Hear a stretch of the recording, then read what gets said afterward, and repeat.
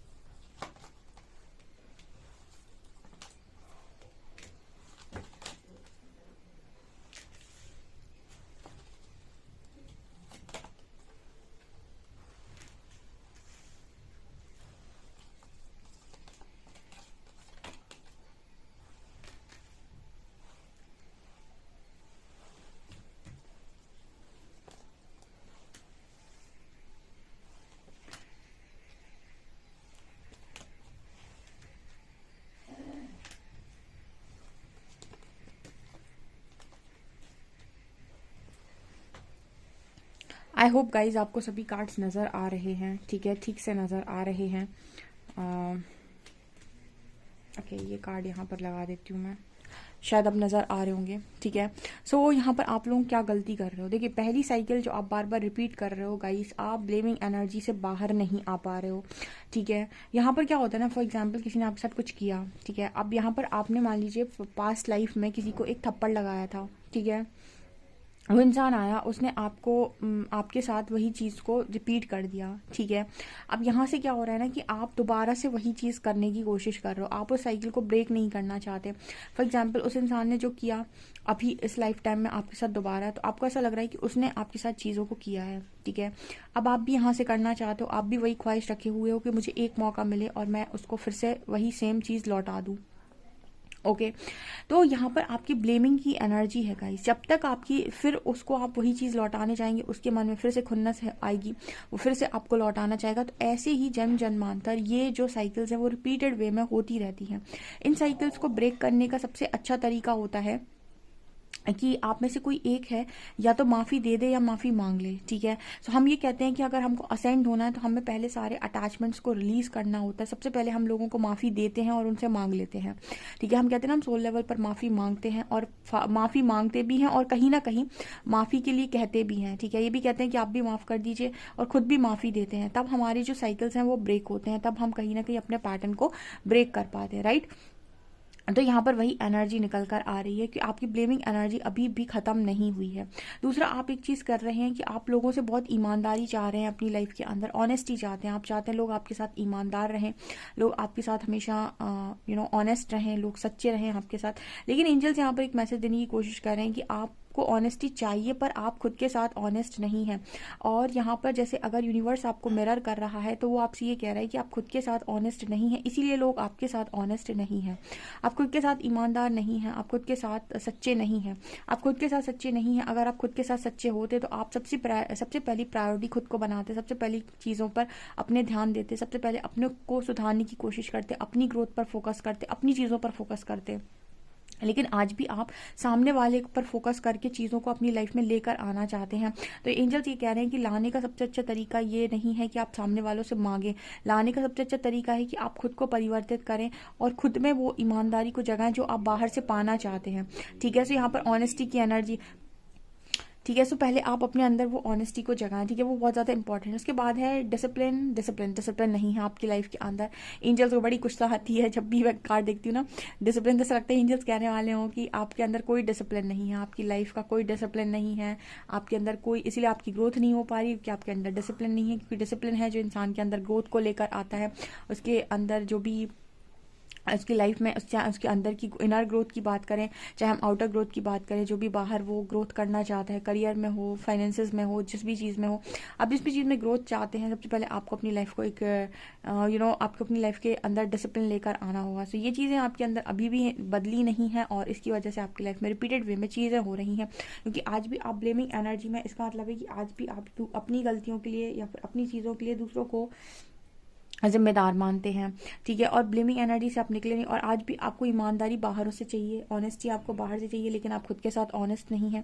खुद के कामों को आप टाइम पर नहीं करते हैं, खुद के खाने पीने का ध्यान आप नहीं रखते हैं, या खुद की चीज़ों का आप ध्यान नहीं रखते हैं, खुद की बॉडी का आप ध्यान नहीं रखते हैं, अपनी खुद की चीज़ों का आप ध्यान नहीं रखते। इसका मतलब आप खुद के साथ ऑनेस्ट नहीं हैं। और क्योंकि आप खुद के साथ ऑनेस्ट नहीं हैं, आप डेफिनेटली दूसरों से आप ऑनेस्टी को कैसे पा सकते हैं, ठीक है। यहाँ पर डिसिप्लिन का भी कार्ड, इसके बाद है पेशेंस, ठीक है। अब आपको ना चीज़ें चाहिए, क्योंकि यहाँ पर एक कार्ड आ रहा है surrender your attachment to results. Definitely जो भी चीज़ें आप पाना चाहते हैं उनके लिए आप सरेंडर नहीं करते हैं, ओके। आपका काम है फोकस करने का किस चीज़ पर, आपको जो भी चाहिए उस चीज़ पर काम करने का आपका काम है। से कर्म कर, फल की इच्छा मत कर, या फल की चिंता मत कर। सो वो यहाँ पर मैसेज निकल कर आ रहा है कि आपको अपना कर्म बहुत अच्छे से करना है। और आप जो अटैचमेंट होता है ना आपको रिजल्ट से, कि मैंने इतना अच्छा कर्म किया तो मुझे इतना अच्छा रिजल्ट मिलेगा, तो यहाँ पर एंजल आपसे कह रहे हैं कि रिजल्ट के अटैचमेंट को रिलीज़ कर दो, उसको सरेंडर कर दो, ठीक है। उस अटैचमेंट को सरेंडर कर दो जो तुम्हें उस रिजल्ट से है, ठीक है। Result according to your work automatic बन जाएगा।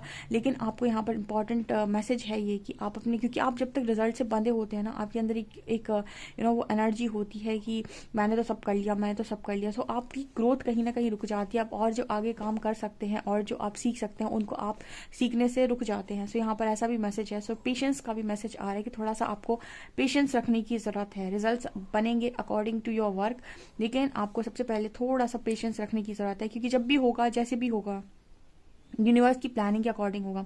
उसके बाद अब क्योंकि आपको रिजल्ट्स पता नहीं है, आपको रिजल्ट पर बहुत ज़्यादा अटैचमेंट है, आपको फ्रस्ट्रेशन भी होती है, आपको समझ में नहीं आता है कि मैं इतना मेहनत कर रहा हूँ या कर रही हूँ लेकिन मुझे मेरे अकॉर्डिंग रिजल्ट नहीं मिल रहा है, तो आप बहुत ज़्यादा फ्रस्ट्रेट हो जाते हैं।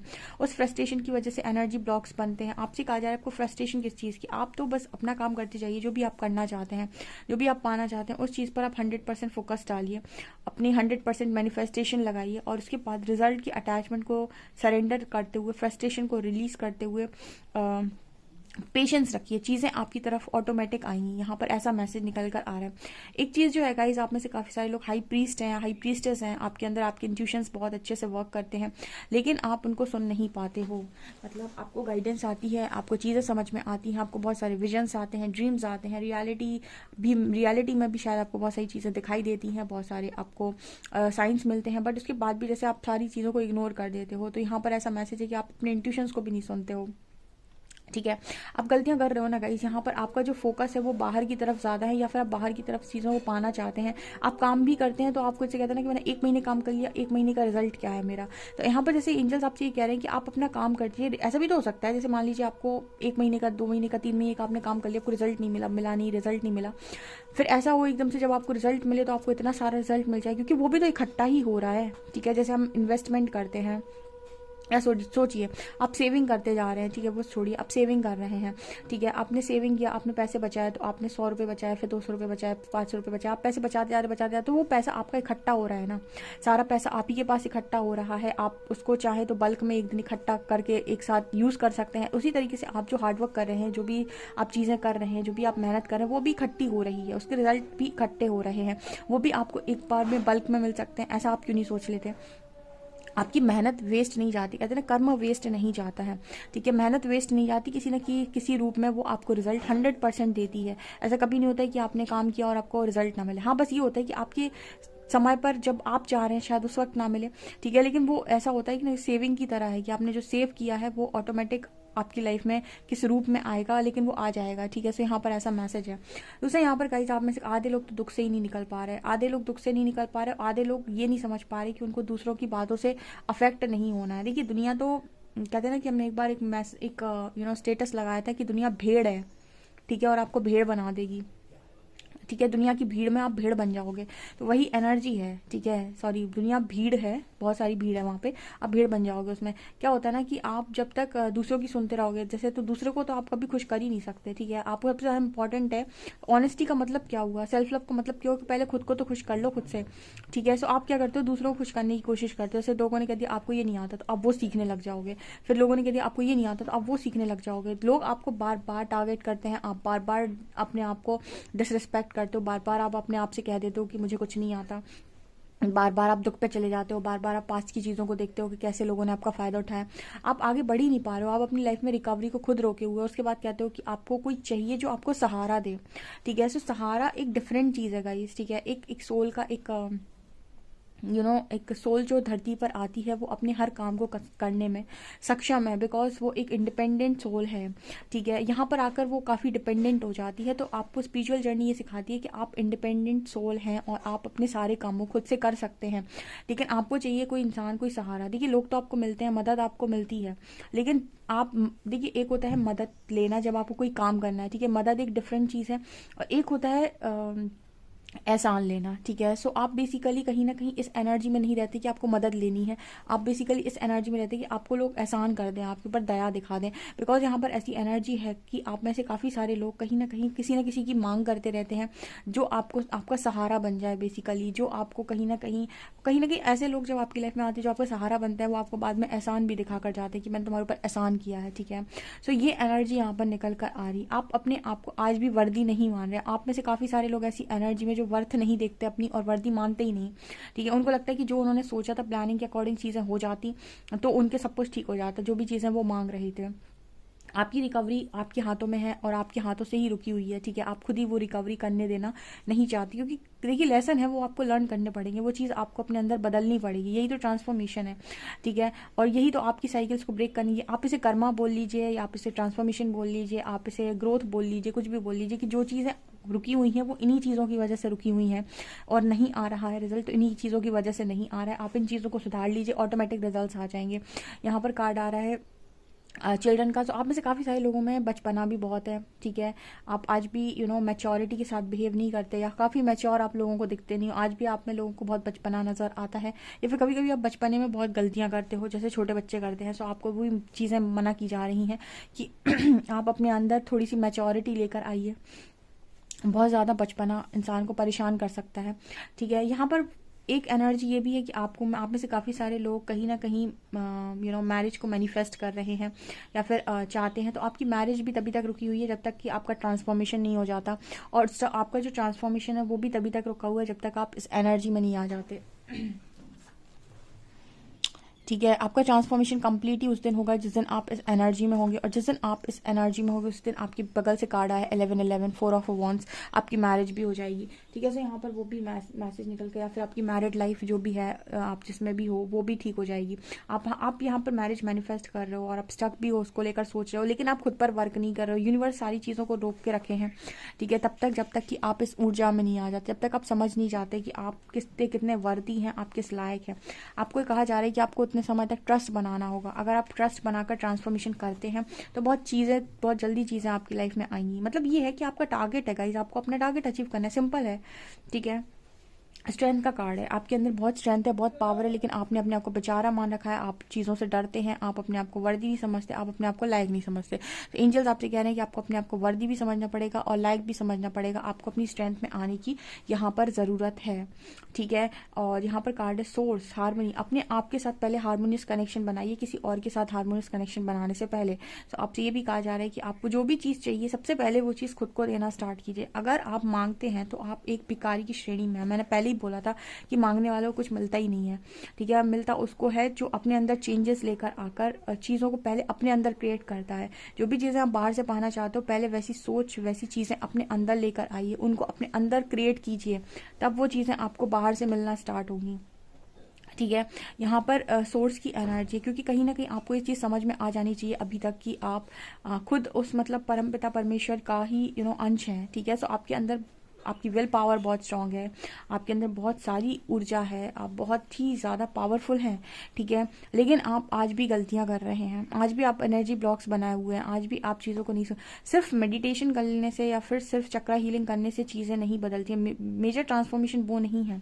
मेजर ट्रांसफॉर्मेशन जब है, मेजर ट्रांसफॉर्मेशन उसे कहते हैं जब आपके अंदर जो जो चीज़ें भी गलत थी आपने उन्हें अपने अंदर सुधार लिया, और जिन चीज़ों की वजह से भी आज तक आपने लॉस फेस किया है उन चीज़ों को भी आपने, इसे कहते हैं जो आपके वीक पॉइंट्स थे उन्हें भी आपने स्ट्रॉन्ग कर लिया है। ये इंपॉर्टेंट है गाइस, आपको कहा जा रहा है भरोसा बनाइए, ठीक है। और आपको ये चीज़ें हैं, ये आपको करनी पड़ेंगी, ठीक है। आपकी इन्हीं चीज़ों की वजह से आपके काम रुके हुए हैं। आप पहले कुछ मुझे कमेंट सेक्शन में बताइए कि आप में से कितने लोग हैं जो इस ऊर्जा में हैं, जो आज भी इनमें से कितनी चीज़ें ऐसी हैं जो आपको अभी करने की ज़रूरत है। आप डेफिनेटली कमेंट सेक्शन में ज़रूर बताइएगा मुझे, और कितनी ऐसी चीज़ें हैं जो आप कर चुके हैं ये भी आप मुझे ज़रूर कमेंट सेक्शन में लिख कर बताइएगा, ओके। और आपको ये वीडियो कैसा लगा मुझे कमेंट सेक्शन में ज़रूर बताएं। वीडियो पसंद आए तो please like this video, subscribe my channel. Thank you guys.